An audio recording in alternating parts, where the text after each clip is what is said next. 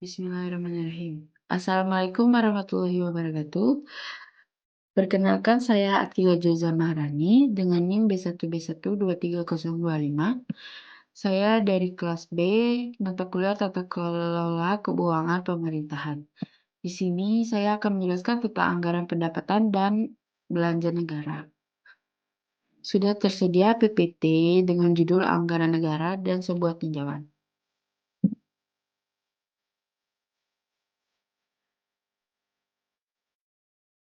Pengertian anggaran. Ada 3 pengertian anggaran. Yang pertama, anggaran merupakan rencana keuangan yang terorganisir dan terperinci yang disusun untuk periode tertentu, biasanya 1 tahun anggaran.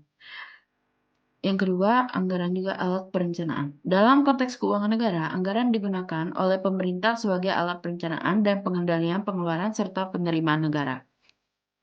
Dan yang ketiga ada alokasi sumber daya. Dengan anggaran, pemerintah dapat mengalokasikan sumber daya yang terbatas untuk memenuhi kebutuhan masyarakat, sekaligus memastikan stabilitas makroekonomi.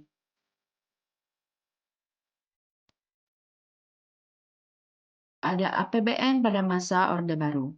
Yang pertama, stabilitas politik dan ekonomi. Pada masa Orde Baru, kebijakan APBN menjadi instrumen penting dalam mewujudkan stabilitas politik dan ekonomi di Indonesia.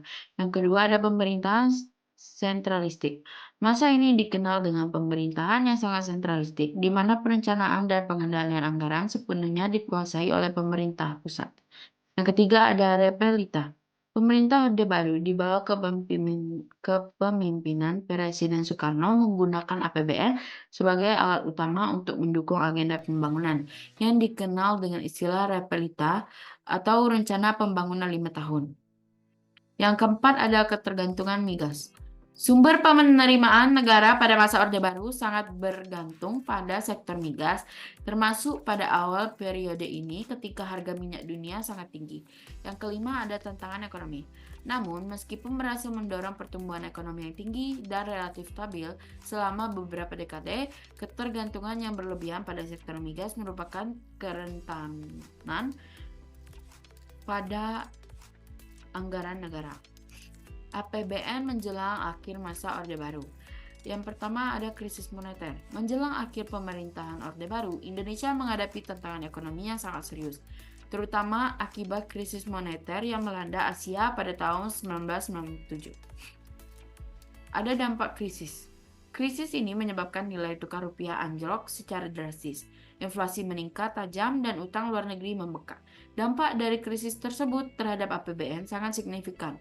Yang ketiga ada intervensi pemerintah. Krisis ini memaksa pemerintah melakukan intervensi besar-besaran dalam perekonomian melalui paket-paket kebijakan moneter dan fiskal yang bertujuan untuk mengatasi inflasi, memperbaiki neraca pembayaran, dan memulihkan kepercayaan pasar. APBN pada masa otonomi daerah. Yang pertama ada desentralisasi dan otonomi daerah. Setelah runtuhnya Orde Baru dan dimulainya era reformasi, Indonesia memasuki babak baru dalam pengelolaan keuangan negara dengan diberlakukannya kebijakan desentralisasi dan otonomi daerah. Yang kedua ada wewenang daerah. Otonomi daerah yang mulai efektif pada tahun 2001 bertujuan untuk memberikan lebih banyak wewenang kepada pemerintah daerah dalam mengelola sumber daya keuangan dan mengambil keputusan yang sesuai dengan kebutuhan lokal.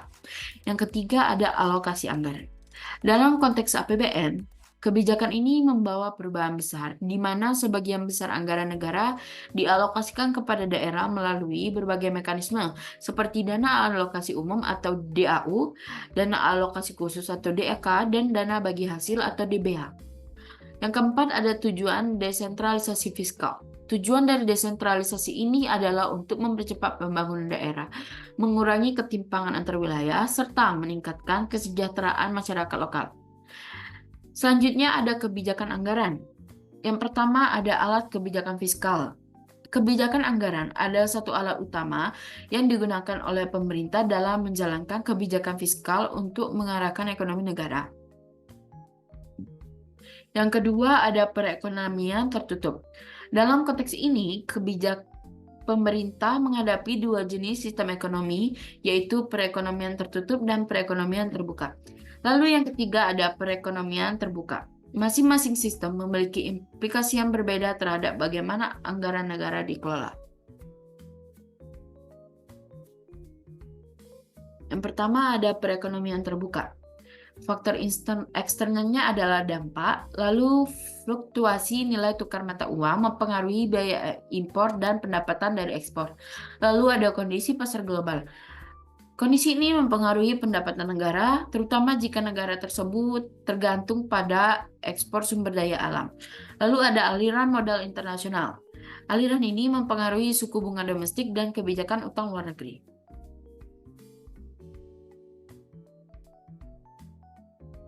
Maaf guys, ketinggalan tentang perekonomian tertutup. Saat ini saya akan menjelaskan tentang perekonomian tertutup. Perekonomian tertutup dapat meningkatkan produktivitas domestik. Kebijakan anggaran yang efektif harus bertujuan untuk meningkatkan produktivitas domestik melalui investasi dalam infrastruktur dan sumber daya manusia. Lalu mendorong konsumsi dan investasi. Mendorong konsumsi dan investasi dalam negeri untuk menciptakan permintaan agregat yang cukup guna mendukung pertumbuhan ekonomi. Lalu mengendalikan inflasi. Mengendalikan inflasi melalui pengendalian pengeluaran pemerintah dan mengelola suku bunga yang efektif. Selanjutnya ada implikasi kebijakan anggaran. Perekonomian tertutup dapat difokuskan pada upaya untuk mengoptimalkan sumber daya alam negeri melalui peningkatan penerimaan pajak serta pengelolaan belanja yang efisien. Lalu di perekonomian terbuka, pemerintah dapat memanfaatkan aliran investasi asing untuk membiayai proyek-proyek besar atau untuk menutup defisit anggaran. Dan terakhir ada kebijakan APBN dan pengalaman Indonesia. Kebijakan APBN di Indonesia adalah salah satu instrumen yang vital dalam pengelolaan keuangan negara dan pelaksanaan pembangunan nasional. Kebijakan ini memiliki landasan hukum yang kuat, yaitu UUD 1945 yang mengatur prinsip-prinsip dasar pengelolaan keuangan negara. Sekian dari saya, sekiranya ada pemilihan kata yang salah, mohon dimaafkan. Saya akhiri. Wallahul muwaffiq ila aqwamit thoriq. Wassalamualaikum warahmatullahi wabarakatuh.